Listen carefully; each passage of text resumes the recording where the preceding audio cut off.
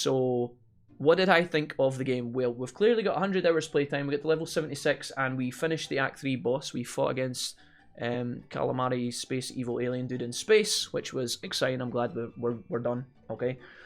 I feel like there were times when I loved this game, and there was times where it was a bit irritating for me, but we'll come to that in a minute. I think ultimately, this game is quite good, okay? I think that the people who are going to enjoy this game the most are people who love either Dragon Quest as a franchise or typical Japanese turn-based RPGs. This game is very highly rated online. However, I do think that some people will pick this game up, play the first 5 hours, if they even get that far, and they will chuck it and never play it again. I can see that happening, and I'll explain why in a minute. But I enjoyed the game. I really liked the environments that the game created. You know, obviously very Dragon Ball Z-esque because of the creator being involved heavily with this game. I felt like the environments in this game are the best, like one of the best parts, okay? All the things that you would want to go on in a magical adventure, right? If you're thinking about like a typical RPG, you know, you've got your seaside locations, you've got your jungle locations, you got your desert locations. You go out on the sea, you go into the snow areas, and you go into the snow mountains. You go up to the temple in the clouds, you know. You go to the Shadow Realm, and then you go to Kami's landing training pad and all that shit, right? Combat in this game feels super satisfying. You don't get a turn indicator like you do in some turn-based RPGs, which is fine. It's just a different style to me. I like when I like games where there's a kind of like a tile set where you can see who's going to go next. But then other games perform pretty successfully without those anyway, so that wasn't a big deal for me. We should probably talk about two things. We should probably talk about the music and the inventory in this game. The music, because you're playing this game for so long, because there's so much content in it, right? The music can loop from time to time, and it gets a bit kind of, you know, it's fine. The music is fine, but then when you start to hear the track for like the 1800th time, you're like, eesh. It's not bad. It didn't bother me personally. I think it could piss off some people time, but sometimes the inventory and the spell management fell a bit cluttered. I feel like it would be nice to be able to remove some spells from your inventory once you didn't want to use them anymore, like the kind of weaker versions. Some games let you do that, and this game kind of felt a bit clunky at times in terms of like all this extra jazz. Now, some people will love that. I'm not saying it's bad, but for me, I was like, okay, it'd been cool if I could have tidied that up a little bit. I personally felt like a lot of the debuffs that you could plant on the bosses, I would just never do it because the RNG was so inconsistent. Like, if I can choose to either buff my team and guarantee that it works, or roll a 50% coin flip to try and debuff the enemy. Now, obviously, debuffing the enemy has got its perks, but it was like so... Like, if you're fighting a hard boss fight and you're barely enough level to fight it, and it's going to be really close either way, you're never, and at least in my opinion, I feel like you're never going to try and debuff the enemy boss, because if you miss that turn, it just feels like a completely wasted turn. Now, obviously, it's high risk, high reward, because if it lands, you feel amazing, but I was just personally put off using any of those spells, because in the times of crisis where it was like, okay, I really need to make this character have an effective turn, to like try and debuff the boss and to not even work is so annoying, so I just never used a lot of that. The inventory in this game, I think some people will like, but it was a bit funny at times, and you definitely have to get used to it, you know? You've got this weird system where like all your characters have backpacks, and then you've got a main backpack which takes all your crafting materials and your consumables and sticks them together, but then you have a separate inventory for your items, like your weapons and armor, and it's like, okay, could they have not have just had like consumables, weapons and armor, and then crafting materials? Honestly, I know that some people in my chat said that they like the inventory system in this game, and I understand what they mean, right? If you go out on a journey and you take certain characters into battle, you kind of have to prep them a little bit. You're like, okay, so I need to make sure that my healers, well, they don't need any healing items because all they need is MP, because they're going to heal using spells. So we'll give like Hendrik some healing and status curing issues, and then if Hendrik ever has a turn where he can't attack or he doesn't want to attack, then he can heal someone or be useful in some other way.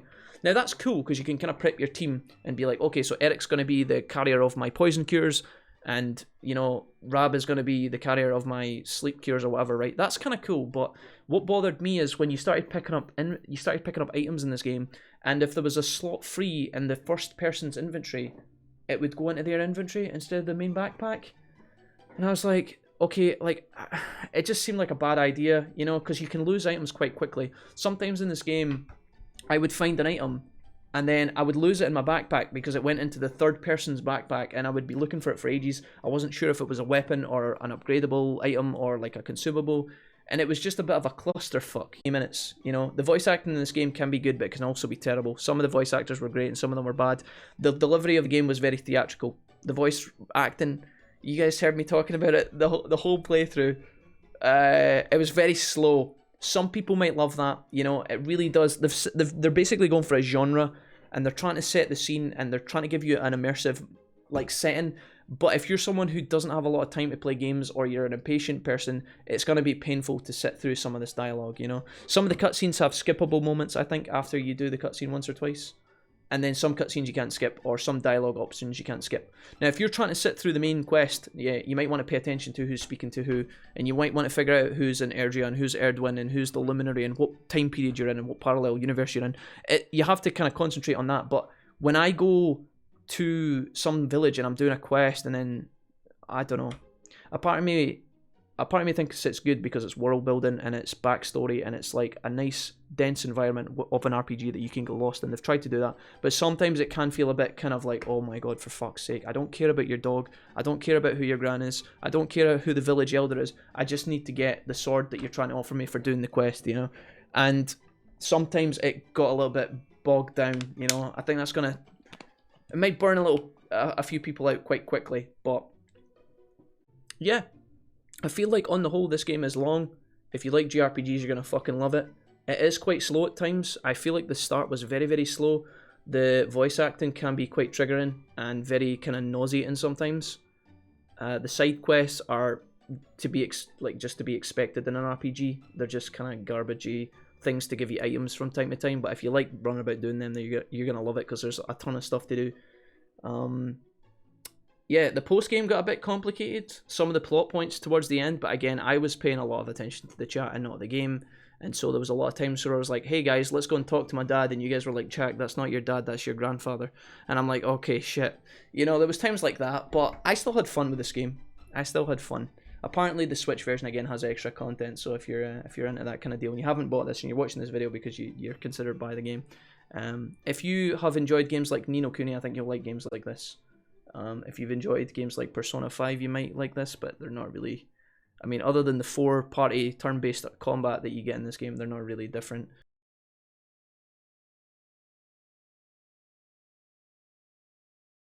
But yeah, glad it's done, guys. Glad that we finished Dragon Quest, especially the last couple of days. I couldn't wait for it to be over. But this is a good game. There's a ton of effort put in, and it really shows. We could definitely try Dragon Quest 12 at some point in the future whenever it's released, so... I look forward to that day, but yeah. The leveling up system and the skill trees, I guess we could just quickly talk about that too. When I was in the mid game, I really enjoyed them.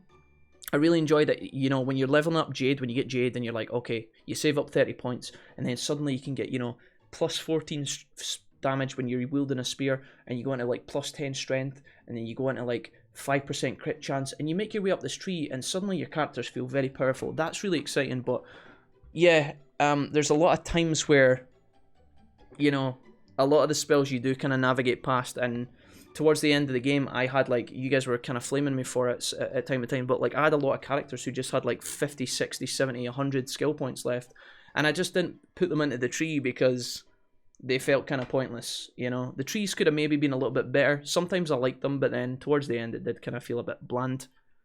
I don't know. Sometimes it feels cool when you find a new skill that's hidden and locked away and it's good, but then sometimes you can make your way all the way in a direction hoping that the lock skill is going to be good, and then it's shit, and then you feel kind of disappointed. So it's like, there's a couple of times where the game made me reset my points as well for some reason.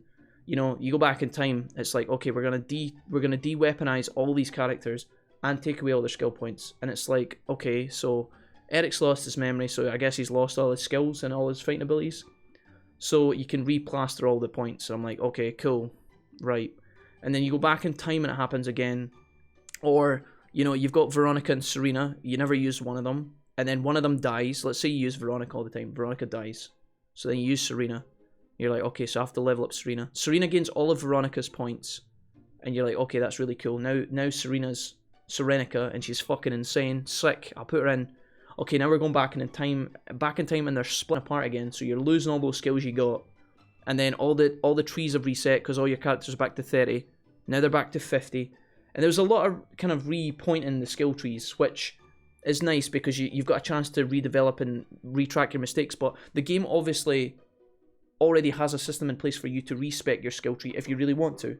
You know, you can go and speak to the statue, and if you really want to, the game already has a system in place where you can respec. So why force your players to respec all the time? It happened too much, in my opinion, and that got kind of annoying. You know, I got to the point where I was like, dude, why are they making me respec fucking, you know, Sylvando again when I don't even use him? I need to spec him in case he gets subbed in at some point for whatever random ass reason because of a quest. And then if I said that I loved every second, I would be lying. But I think this game is really good, you know, again, for what it is. It would be so silly for you to not like golf games and then play a golf game and complain it's bad, you know, like I might have done with Ace Combat once or twice. I think that this game is good, but I didn't enjoy every moment of it. In the beginning, I was not very fond of it, and then on about the third, fourth day, I got really into it, and then for like a week, I was loving it. I'm pretty sure if I was playing this by myself, I would have stopped either before the final boss in Act 2 or just after Act 2. But again, for those that are absolutely having a blast, you can just play on and on. But I think the introduction until you reach the Hoto and the map opens up is way too long. Apart from that, I love the game. Tons of content, says Eraser. Yeah, absolutely, guys. I love that, by the way. Just to be clear, like when you guys are playing games like this, right, some people will just play it and think, oh god, these characters are shit, they're annoying, okay, fuck it, chuck. See if you allow yourself to be immersed in and you listen to the characters a little bit and you actually take the time to chill and you kind of assume that you're going on the adventure. Depends what you're looking for in your video game. A lot of people won't give a fuck about this, but you know when you get to the Hoto area, right? And it's this kind of hot spring area. I actually, for a little while, I was really enjoying that. I felt really tranquil, you know? You actually feel like you and Eric are setting out on an adventure. And it doesn't really make sense to go into the hot springs at the time because you're literally just being chased by the army. So it doesn't make any sense to stop and have a, you know, a hot spring holiday. But I really liked that. You know, it kind of did feel really anime. And if you're into that kind of deal, you're going to love it, you know. Because they always stop in at the hot spring temple. It's always like the side episode where there's a ghost in the hot springs, right? It always happens. This game actually put it in. But I quite enjoyed it. I think it was a cool thing to have at the beginning. And some of the environments really set up a nice actual fantasy environment. You know the academy area in this game, guys? The place where you hand in the mini medals, and there's a bunch of shit quests there as well. With some of the items are alright, some of the quest items are alright as well. But for the most part, I felt the academy was just pish. That area that they built for the academy is so fucking cool. It's so good, right? You know how when you go into it, it's like in the big valley. There's like literally a bowl of mountains. The academy's there. You've got these trees at the side. The flower beds dip into the middle. That's such a fucking nice piece of video game. Like, if you, I sound really weird when I pick it out like that, but that's the kind of shit I love, right? I love it, and I felt like the academy was like a good example of like a really nice, well-designed environment that just felt really, really immersive. I don't know. Maybe some people will just think I'm weird. Jade's boob MVP. I mean, Jade's boobs were pretty immersive as well. I'm not gonna lie. The melons on Jade, yeah. Can't forget the melons on Jade. Good point, Danny and Serenity. Thank you.